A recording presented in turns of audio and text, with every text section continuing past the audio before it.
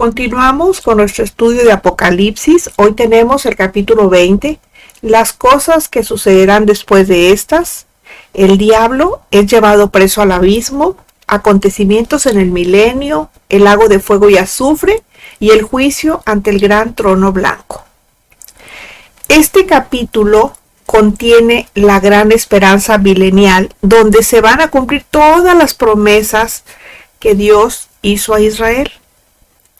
Jerusalén, que será la verdadera capital del mundo, y desde allí Cristo va a regir a las naciones.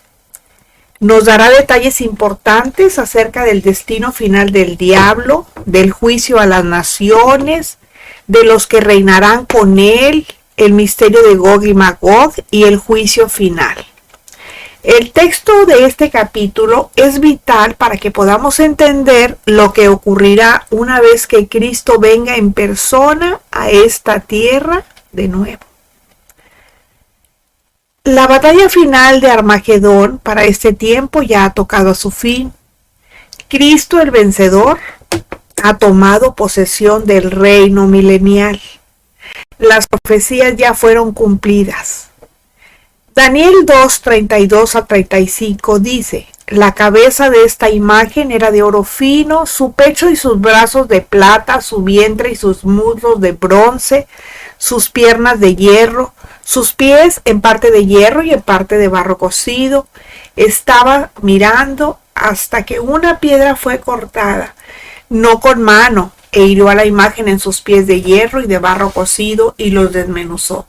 Entonces fueron desmenuzados también el hierro, el barro cocido, el bronce, la plata y el oro, y fueron como tamo de las eras del verano, y se los llevó el viento sin que de ellos quedara rastro alguno.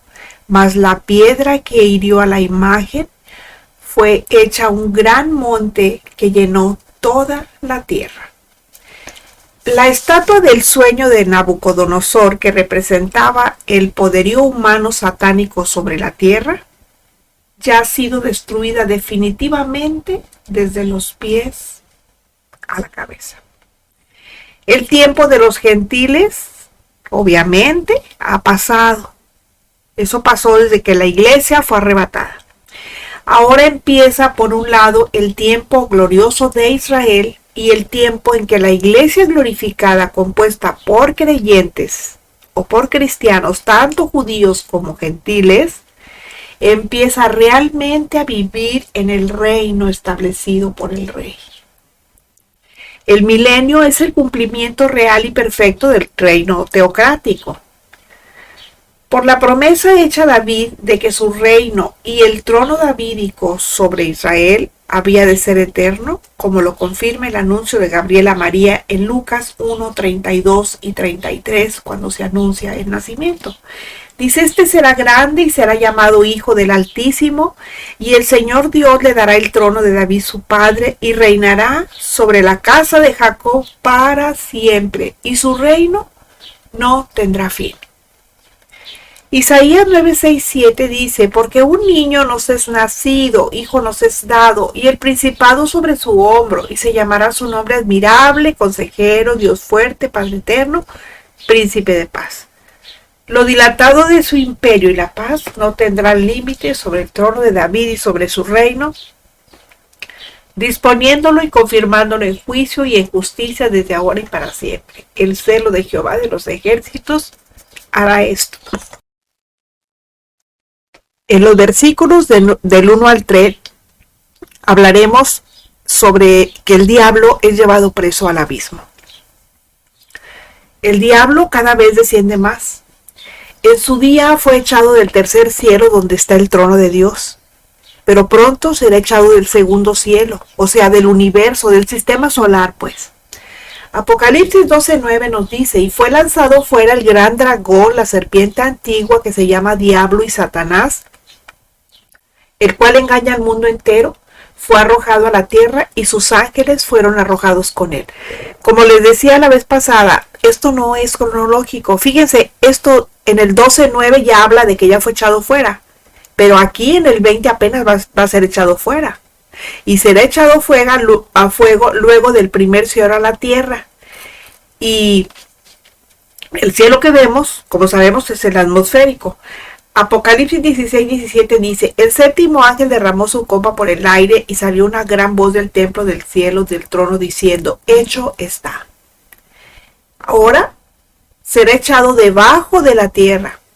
Apocalipsis 20:3 dice, y lo arrojó al abismo, y lo encerró, y puso su sello sobre él para que no engañase más a las naciones hasta que fuesen cumplidos 1000 años.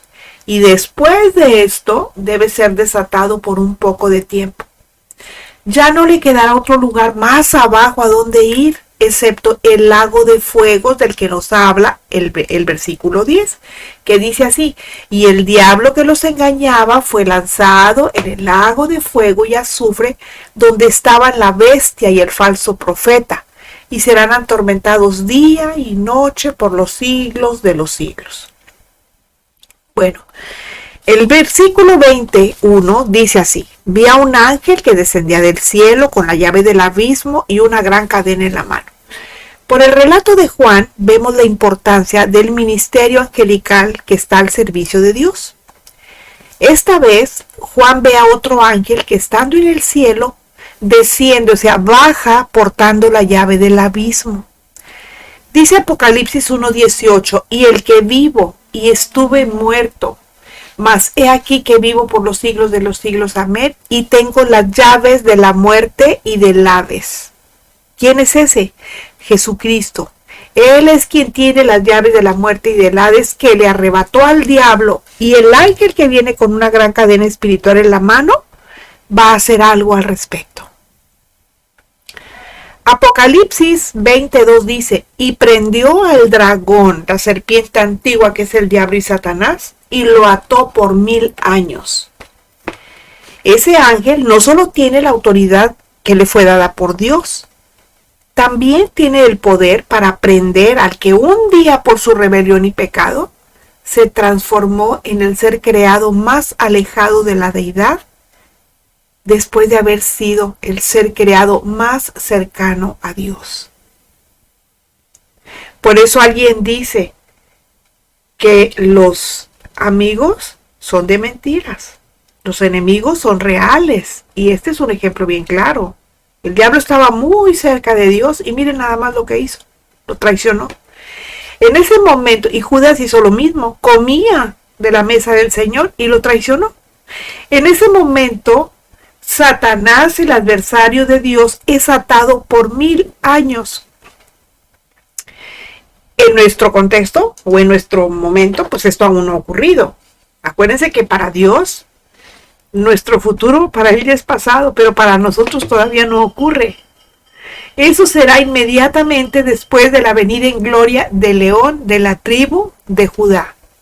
Cuando el reino comience, sucederán algunos hechos importantes como preparación del desarrollo del mismo, que van a indicar las normas que prevalecerán durante el transcurso del milenio.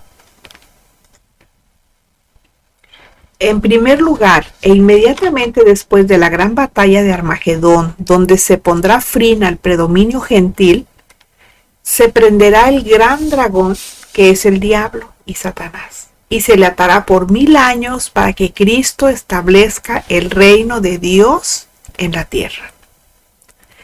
Apocalipsis 23 nos dice, y lo arrojó al abismo y lo encerró y puso su sello sobre él para que no engañase más a las naciones hasta que fuesen cumplidos 1000 años.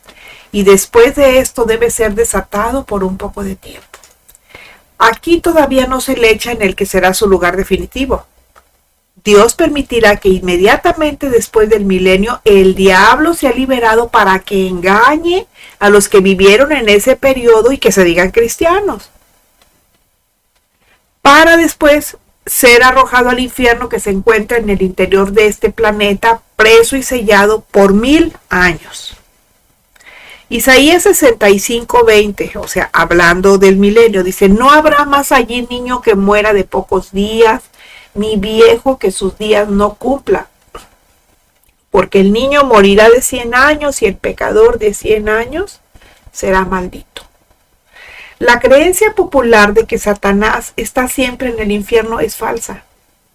¿Saben de dónde viene eso? De los ensotanados. Viene de la Babilonia religiosa. Viene del catolicismo romano. A partir de ese momento y por espacio mínimo de 1000 años, será una realidad. Después de ese tiempo, como dice la Escritura, será desatado por un poco de tiempo y más adelante vamos a ver el por qué. Pero mientras el diablo está atado en el abismo y sin posibilidad alguna de acción sobre el planeta, sobre la tierra, pues se vive el milenio. Es decir, el reino de Dios que durará 1000 años sobre este planeta. Bueno, aquí vamos a ver algunas características del milenio. Miqueas 4:1-14 dice, porque de Sión saldrá el rey y de Jerusalén la palabra de Jehová. Martillarán sus espadas para asadores y sus lanzas para hoces. No alzará espada nación contra nación, ni se ensañarán más para la guerra, y se sentará cada uno debajo de su vid y debajo de su higuera, y no habrá quien los amedrente. Va a haber paz, va a haber tranquilidad. Otra característica la encontramos en Isaías 6:11, del 6 al 9, que dice, morará el lobo con el cordero y el leopardo con el cabrito se acostará. El becerro y el león y la bestia doméstica andarán juntos y un niño los pastoreará. No harán mal ni dañarán en todo mi santo monte, porque la tierra será llena del conocimiento de Jehová, como las aguas cubren el mar. ¿Se imaginan esas escenas? Otra característica del milenio. Isaías 65 del 18 al 25 dice, no habrá allí más niño que muera de pocos días, ni viejo que sus días no cumpla, porque el niño morirá de 100 años y el pecador de 100 años será maldito. No edificarán para que otro habite, ni plantarán para que otro coma, porque según los días de los árboles serán los días de mi pueblo. El lobo y el cordero serán apacentados juntos, y el león comerá paja como el buey. Pura bonanza, pura cosa bonita. Otra característica la encontramos en Zacarías 8:12, donde dice, porque habrá simiente de paz, la vid dará su fruto y dará su producto a la tierra, y los cielos darán su rocío, y haré que el remanente de este pueblo lo posea todo. Amós 9 del 13 al 15. Pues los plantaré sobre su tierra y nunca más serán arrancados de su tierra que yo les di, ha dicho Jehová Dios tuyo. O sea, ahí está hablando de los judíos, que los va a poner en su tierra y ya no más van a volver a salir de ahí. Ahí se van a quedar, por fin van ellos a poseer su tierra. Daniel 7 del 13 y 14 dice, y le fue dado dominio, gloria y reino, para que todos los pueblos, naciones y lenguas le sirvieran. Su dominio es dominio eterno que nunca pasará, y su reino uno que no será destruido. Aquí los reinos, los reyes, pues también son quitados, también pierden las monarquías también son perdidas. Tenemos, por ejemplo, en Grecia, ya no existe monarquía ahí. En Italia, en Francia, ya no, pero este reino jamás va a ser destruido. Bueno, aquí hablamos ya del milenio. Ahora vamos a hablar cuáles son los acontecimientos que va a haber en el milenio, y eso los vamos a ver en los versículos del 4 al 6. El versículo 4 dice, y vi tronos y se sentaron sobre ellos los que recibieron facultad de juzgar, y vi las almas de los decapitados por causa del testimonio de Jesús y por la palabra de Dios. O sea, estos fueron los que no creyeron en Jesús y tuvieron que dar su propia vida. ¿A través de qué?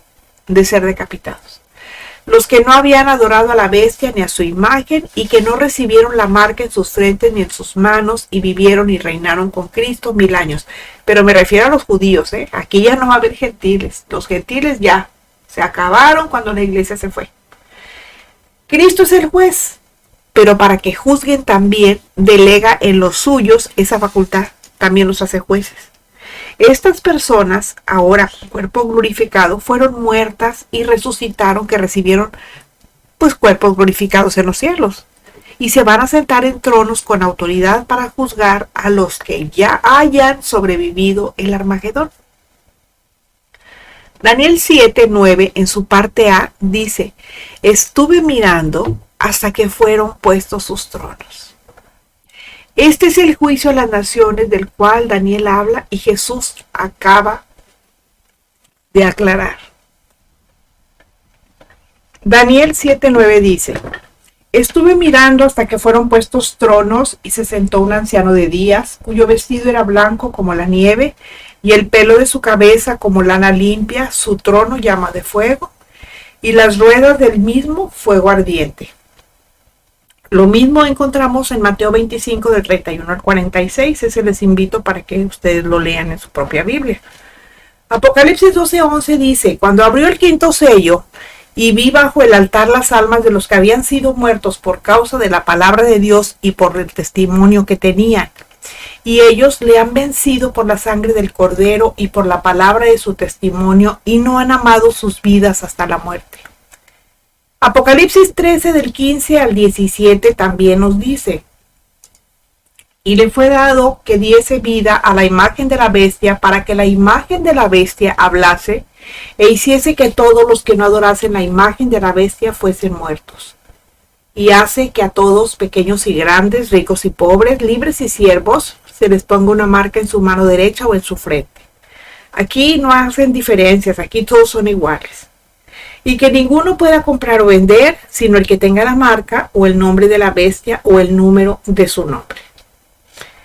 Los decapitados por el falso profeta, que actuará bajo la supervisión final de la bestia anticristo y que defendieron hasta la muerte su fe en el Señor, aparecen aquí, pero ya con un cuerpo glorificado. Juan anuncia que ellos, que no permitieron que les pusieran la marca ni en la frente ni en la mano, entre otras cosas, no sucumbieron al poder de Mamón, o sea, al dios del dinero, ni a la falsa seguridad de este mundo para recibir el espíritu del anticristo. Y finalmente van a obtener lo que el anticristo y el falso profeta les negaron, y van a obtener mucho más, porque no solamente vivirán con Cristo, sino que también van a reinar con Él en la tierra. ¿Qué van a hacer? Pues ayudarle a administrar el reino durante 1000 años. Isaías 65, del 17 al 25, nos dice: porque he aquí que yo crearé nuevos cielos y nueva tierra, y de lo primero no habrá memoria, ni más vendrá el pensamiento. Mas se gozarán y se alegrarán para siempre en las cosas que yo he creado, porque he aquí que yo traigo a Jerusalén alegría y a su pueblo gozo. Y me alegraré con Jerusalén y me gozaré con mi pueblo, y nunca más se oirán en ella voz de lloro ni voz de clamor. No habrá más allí niño que muera de pocos días, ni viejo que sus días no cumpla, porque el niño morirá de 100 años y el pecador de 100 años será maldito. Edificarán casas y morarán en ellas, plantarán viñas y comerán el fruto de ellas. No edificarán para que otro habite, ni plantarán para que otro coma, porque según los días de los árboles serán los días de mi pueblo, y mis escogidos disfrutarán la obra de sus manos. No trabajarán en vano, ni darán a luz para maldición, porque son linaje de los benditos de Jehová y sus descendientes con ellos. Y antes que clamen, responderé yo. Mientras aún hablan, yo habré oído. El lobo y el cordero serán apacentados juntos, y el león comerá paja como el buey, y el polvo será el alimento de la serpiente. No afligirán ni harán mal en todo mi santo monte, dijo Jehová. En ese tiempo en la tierra habrá dos tipos de hombres, los glorificados y los de cuerpo mortal. Los primeros serán los que resucitaron en Cristo y los arrebatados. Los segundos, los que fueron muertos por la bestia, que serán tomados por dignos de permanecer en la tierra por 1000 años, junto con sus hijos y los hijos de sus hijos. Apocalipsis 25 dice: pero los otros muertos no volvieron a vivir hasta que se cumplieron 1000 años. Esta es la primera resurrección. Esta última frase se conecta con el versículo anterior. Entonces entendemos que la primera resurrección es la de los hijos de Dios y abarca a todos los que murieron en Cristo durante el Antiguo y el Nuevo Testamento. Y de esta dispensación actual, o sea, la de la gracia hasta el arrebatamiento, y tal y como vemos en estos últimos 2 versículos, también cuenta con los que morirán en Cristo durante la tribulación hasta la venida en gloria del Mesías. El resto de los hombres de todas las edades hasta la venida en gloria de Cristo van a resucitar también, pero será después del milenio, y la mayoría se contará como resurrección de condenación. Por lo tanto, la Biblia nos habla de 2 resurrecciones, la de los justos y la de los injustos. Apocalipsis 26 dice: bienaventurado y santo el que tiene parte en la primera resurrección. La segunda muerte no tiene potestad sobre estos, sino que serán sacerdotes de Dios y de Cristo y reinarán con él 1000 años. Aquí se corrobora que la primera resurrección es la de los santos que son bienaventurados. La segunda muerte, la muerte eterna o la eternidad en el lago de fuego de Apocalipsis 21:8, que dice: por lo cual en un solo día vendrán sus plagas, muerte, llanto y hambre, y serán quemadas con fuego, porque poderoso es el Señor que la juzga. No tendrá efecto alguno en ellos. Al contrario, son sacerdotes de Dios. Juan 3:3 dice: respondió Jesús y le dijo: de cierto te digo, que el que no naciere de nuevo no puede ver el reino de Dios. ¿Quién nos está diciendo esto? Que todos los nacidos de nuevo, que perseveran en Cristo, que son guiados por el Espíritu Santo, son sacerdotes de Dios y de Cristo. Pertenecen al sacerdocio real y santo. Primera de Pedro 2, 5, 9. Ustedes también, como piedras vivas, sean edificados como casa espiritual y sacerdocio santo para ofrecer sacrificios espirituales aceptables a Dios por medio de Jesucristo. Mas ustedes son linaje escogido, real sacerdocio, nación santa, pueblo adquirido por Dios, para que anuncien las virtudes de aquel que les llamó de las tinieblas a su luz admirable. Una vez más se comprueba que la tribulación y gran tribulación es solamente para los judíos. La primera carta de Pedro está escrita para ellos. Ellos son el linaje escogido. Si ustedes buscan, los únicos que tienen linaje es el pueblo de Israel. Ellos tienen todo, desde que nacieron. O sea, desde que nacieron sus antepasados, saben quiénes son. Ellos son real sacerdocio, son una nación santa, porque Dios la apartó para Él. Es un pueblo adquirido por Él, con el propósito, porque eso significa para es propósito. ¿Para qué los escogió? Para que anunciaran al mundo de Jesús. Pero no lo hicieron. Entonces todos, incluido Juan, van a reinar con Cristo durante el milenio. Por fin, entonces, el reino de Dios será sobre la tierra. ¿Sí? Bueno, de los versículos 7 al 10, hablaremos sobre el diablo, hablaremos sobre Gog, que es el gobernante de Magog, hablaremos también de Magog, que es presumiblemente Rusia, el último territorio al norte, y el lago de fuego y azufre. Apocalipsis 27 y 8 dice: cuando los 1000 años se cumplan, Satanás será suelto de su prisión y saldrá a engañar a las naciones que están en los 4 ángulos de la tierra, a Gog y a Magog, a fin de reunirlos para la batalla, el número de los cuales es como la arena del mar. O sea, son 50, pero 50 con S, o sea, no los podemos contar, no hay una cuenta exacta, son muchísimos.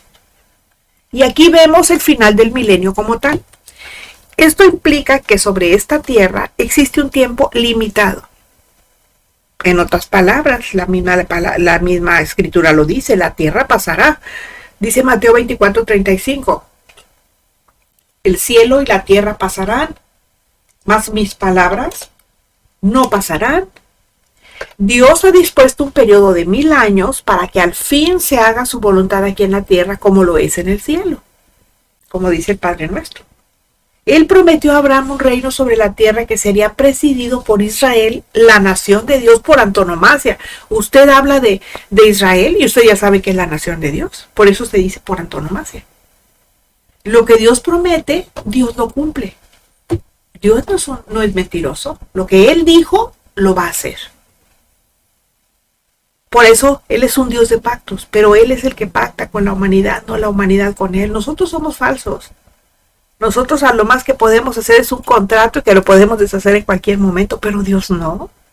Dios hace pactos porque Él sí sabe y puede cumplir. Él tiene la capacidad para cumplir. En esos momentos que está ocurriendo eso, estamos al final de los 1000 años. Entendemos que la humanidad va a crecer por toda la tierra. ¿Por qué? Pues porque la mortalidad será prácticamente nula. Y los hombres van a engendrar muchos hijos. A pesar de que en todo ese tiempo no habrá demonios sobre la tierra ni en el cielo, sí habrá maldad en muchos. Siguen llevando la naturaleza pecaminosa, la naturaleza caída no habrá sido erradicada de los hombres de carne y hueso. Entonces, es de suponer que con el tiempo el temor de Dios se disipará en muchos, o sea, el respeto a Dios, pues, se disipará en muchos y el pecado, pues, va a aflorar de nuevo porque no hay reverencia en ellos, no hay respeto hacia Dios. Aún así, aún si la tentación producida por el diablo va a ser eso. De alguna manera, Satanás va a volver a tener derecho legal para reclamar a todos los suyos en ese tiempo. Y se le va a conceder ese derecho, aunque se va a volver contra él. Miren, en un esfuerzo desesperado, el diablo que va a recobrar su libertad de movimientos, porque se va a volver a mover como Juan por su casa, saldrá a engañar a todas aquellas naciones de los 4 ángulos de la tierra que se apartarán de Cristo. Y no hablo en el sentido físico, sino en el sentido espiritual. Lo sacarán de sus corazones. También el diablo va a convocar a Gog y a Magog. Más adelante vamos a ver más de eso. Con un propósito. ¿Cuál es ese propósito? Pues repetir un nuevo Armagedón. Recuerden que ya hubo uno. Pero este va a ser el gran Armagedón. El diablo llegará a convencerse de que tendrá posibilidades de ganar, ya que la misma palabra nos dice que serán como la arena del mar, o sea, serán muchísimos. Y es increíble el ser humano. Esta vez, aún estando en la misma presencia del Creador, se va a revelar de nuevo, así como lo hicieron Adán y Eva en el jardín del Edén. Fíjense, de hecho, en ese tiempo se va a volver a producir un acto similar de pecado y rebelión, como el que se protagonizó por la primera pareja, solo que esta vez serán millones los que se levantarán contra los santos. Y esto nos demuestra que si Dios dejara entrar a todos en el cielo, aún y allí habría gente que se rebelaría contra él. Aunque claro, no lo iban a poder hacer efectivo, ¿verdad? Porque en el cielo solo pueden entrar quienes realmente son de Dios. Respecto a Gog y Magog, pues será un ataque combinado contra Israel por parte de diferentes naciones que tienen algo en común. ¿Qué es ese algo en común que tienen? Pues el odio que sienten hacia Israel. Prácticamente también tienen en común otra cosa, su religión. ¿Cuál es esa religión? El Islam. Esas dos razones combinadas van a ser el motivo de intentar arrojar a Israel al mar. Presumiblemente ocurrirá en un momento cuando Israel se sienta seguro. La mejor oportunidad puede ser que a partir de la firma del pacto, entre comillas, de paz, que el anticristo consigne al inicio de los 7 años. Puede ser así. Gog, referente a Israel, a Ezequiel, posiblemente será un príncipe soberano satánico, o sea, un príncipe demoníaco como el de Grecia o el de Persia, que nos menciona Daniel 10, 13 y 21. Este rey promoverá el ejército combinado de naciones contra Israel. Acuérdense que necesitan un líder. Entonces, ese líder pues, va a mover a todos los demás países. Apocalipsis 29 nos dice, y subieron sobre la anchura de la tierra y rodearon el campamento de los santos y la ciudad amada, y de Dios descendió fuego del cielo y los consumió. Van a llenar la tierra seguros de que van a vencer el bien con el mal. Pero en la Biblia nunca se ha visto que el mal se sobreponga al bien, al contrario. Ellos van a llegar hasta la misma Jerusalén rodeándola, y será el mismo Dios quien va a acabar con ellos. Así igual como ocurrió con Sodoma y Gomorra y todas aquellas ciudades llanura que fueron destruidos con fuego que llovía del cielo. Eso lo podremos ver en Génesis 19, creo. Así serán destruidos definitivamente los enemigos de Dios. Así, igualito. Bueno, Apocalipsis 20:10 dice: y el diablo que los engañaba fue lanzado en el lago de fuego y azufre, donde estaban la bestia y el falso profeta, y serán atormentados día y noche por los siglos de los siglos. Y lo peor es que lo van a sentir. No podrá negar el diablo que no ha recibido oportunidades todo el tiempo, pero para este momento ya se terminó. Este texto nos da la plena seguridad que el diablo y todos sus demonios tienen un fin claro y definitivo. Dios, que no miente ni puede mentir, porque Él no es padre de mentira, es la verdad absoluta, nos asegura que jamás saldrá de ese lugar, pero no lo va a inaugurar Él. Quien lo inauguró ya fueron su bestia anticristo y su falso profeta. Allí no es un lugar de tristeza y abandono, es un lugar donde por toda la eternidad, todos ellos serán atormentados en todo momento. Bueno, ahora tenemos que en los versículos del 11 al 15 hablaremos sobre el juicio ante el gran trono blanco. En el versículo 11 dice: y vi un gran trono blanco y al que estaba sentado en él, de delante del cual huyeron la tierra y el cielo, y ningún lugar se encontró para ellos. En esos momentos, el diablo, su hijo de perdición y su falso profeta ya son historia. El diablo ya fue juzgado. Juan 16:11, hablando de la obra del Espíritu Santo, dice: y de juicio, por cuanto que Él va a convencer a la gente de pecado, de justicia y de juicio, por cuanto el príncipe de este mundo ya es juzgado. Y ya está ejecutada la sentencia. No es de que apenas se le vaya a juzgar y que apenas se va a deliberar y a ver qué sentencia. No, ya su sentencia fue ejecutada. ¿Sí? Ya causó ejecución, como dicen los abogados. Ahora queda juzgar a los hombres que no participaron en la primera resurrección. Lo primero que Juan ve es un trono blanco. Y sabemos que el blanco es señal de santidad. Eso quiere decir que quien se sienta en él, en ese trono, es santo. Es Dios. Dios el Padre, quien está sentado en ese trono, y también Dios el Hijo, el Cordero. Dice Apocalipsis 22:1. Eso lo dice Apocalipsis 22:1. Ahora, vamos a ver qué dice Juan 5:22. Dice: porque el Padre a nadie juzga, sino que todo el juicio dio al Hijo, para que todos honren al Hijo como honran al Padre. El que no honra al Hijo, no honra al Padre que le envió. Es Dios Hijo, Jesucristo, quien directamente va a juzgar.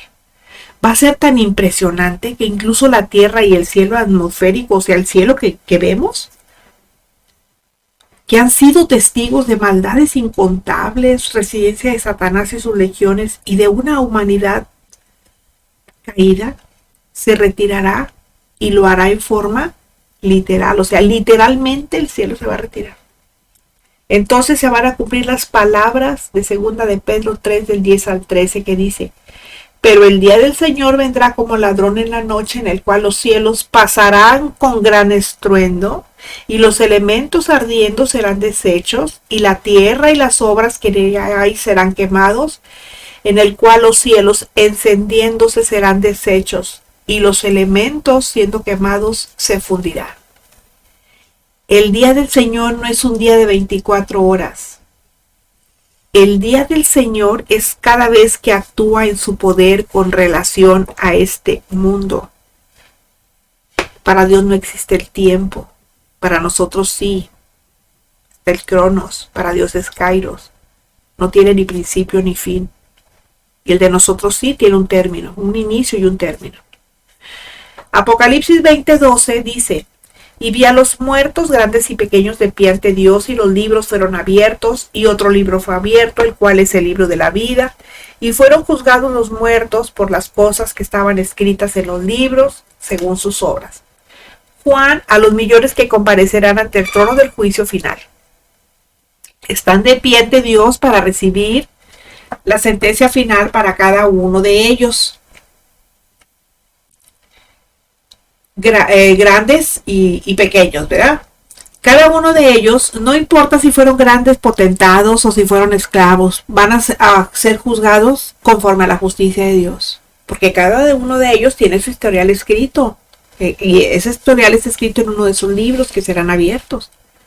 Claramente allí estará detallada toda su vida y obra. Si no recibieron a Cristo, las buenas obras de nada les van a servir. Porque el único que salva es Cristo, no las obras. Tampoco salva que usted vaya de rodillas ahí flagelándose a ver o sea, haga de cuenta que es como un muerto que va a hablarle a una sorda. María, llámele como usted le llame, Guadalupe, María, Carmen, Petronila, como usted le quiera llamar, no le han escuchado jamás una oración. San Judas y San Pedro y ellos no le han escuchado una sola oración. Así que recapacite. Otro libro que se abre es el libro de la vida. ¿Cuál es ese libro que está en los cielos?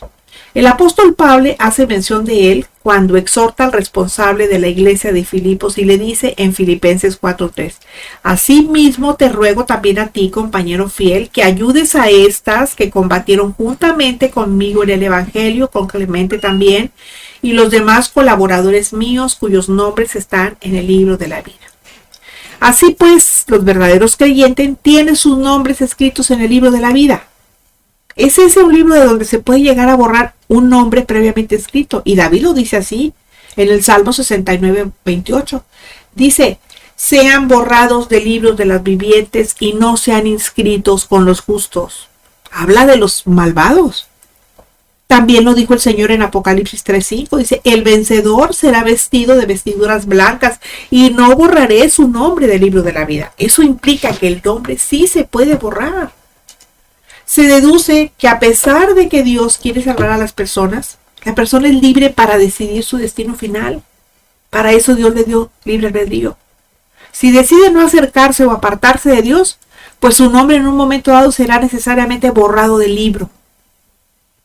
Ya desde el principio muchas personas no están escritas en ese libro. Apocalipsis 13:8 dice: lo adoraron todos los habitantes de la tierra cuyos nombres no estaban escritos desde el principio del mundo en el libro de la vida. Apocalipsis 17:8 dice: los habitantes de la tierra, aquellos cuyos nombres no están escritos en el libro de la vida desde la fundación del mundo. La Biblia dice que no es de todos la fe. Eso lo vemos en 2 Tesalonicenses 3:2 en su parte B. Entonces, ¿por qué se abre el libro? Pues por dos razones. Para que quede constancia de quien no esté escrito en él, y porque habrá mucha gente salva a lo largo del milenio que nacerán en el milenio y serán salvos, que van a morir al cabo de cientos de años de vida y comparecerán ante el que está sentado en el trono blanco. Con ellos también van a comparecer los millones que rechazaron a Cristo y que le rechazarán antes de que vuelva en gloria. Todos estos están en el infierno, en tormento, aguardando el momento del juicio final. O sea, mire, la persona en Cristo muere inmediatamente, va con Dios. Pero el que no recibió a Cristo, la persona que no es salva, se va al infierno, para después irse al lago de fuego, junto con el diablo y sus secuaces. Ahí van a estar. Apocalipsis 20:13 dice: y el mar entregó los muertos que había en él, y la muerte y el Hades entregaron los muertos que había en ellos, y fueron juzgados cada uno según sus obras. Los que murieron y morirán en el mar no reciben sepultura. Es imposible, pues ¿quién los va a sepultar? Eso es importante para la mente judía. Pero a pesar de que no fueron sepultados, el mar va a tener que devolver ante el trono del juicio final lo que se tragó. Porque aunque murieron en el mar y sus cuerpos jamás fueron encontrados, Dios sabe dónde están y les reclama ante su juicio. Pues de la misma manera, los que fueron sepultados y se conoce dónde están ubicadas sus tumbas, se van a presentar ante el trono blanco, así como todos los muertos, absolutamente todos los perdidos que están en el infierno. Todos estos serán juzgados según lo que hayan hecho en vida. No que eso les pueda salvar, porque ya no hay oportunidad, sino que su castigo va a ser mayor o menor en función de sus obras de mayor o menor maldad. Apocalipsis 20:14 dice, y la muerte y el Hades fueron lanzados al lago de fuego. Esta es la muerte segunda. Primera los Corintios 15:26 nos dice, y el postrer enemigo que será destruido es la muerte. Bueno, pues ahora será el momento. La muerte va a dejar de ser, y todo espíritu de muerte será echado al lago de fuego. De aquí en adelante, las cosas van a cambiar. El infierno ya no tendrá razón de existir, y también va a ser lanzado al lago de fuego. Eso constituye la muerte segunda, es decir, la irremisible, la que no tiene vuelta atrás y que es para siempre. El que es enviado allí nunca jamás vivirá, aunque conscientemente va a vivir muriendo por siempre. O sea, se va a dar cuenta de todo el sufrimiento, lo va a sentir. Apocalipsis 20:15 dice, y el que no se halló inscrito en el libro de la vida fue lanzado al lago de fuego. Cristo con su propia vida pagó precio muy alto para que nadie tuviera que ir a ese lugar de eterno tormento que es el lago de fuego. Pero Dios en su omnisciencia siempre supo lo que iba a ocurrir. Todos aquellos millones de gentes que no se hallarán en el libro de la vida serán lanzados a ese lugar de horror y no irán en espíritu.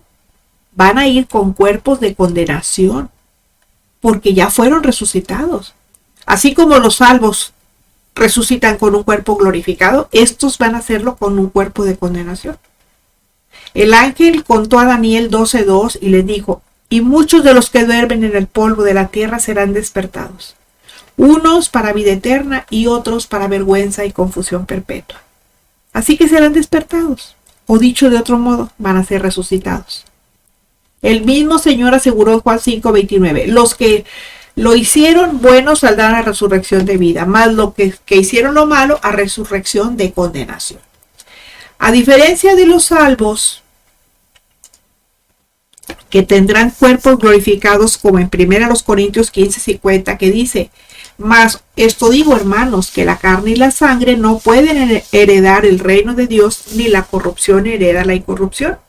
Los condenados también serán resucitados, pero con otro tipo de cuerpo, con el cuerpo de condenación, con el cual van a ser arrojados al lago de fuego y azufre.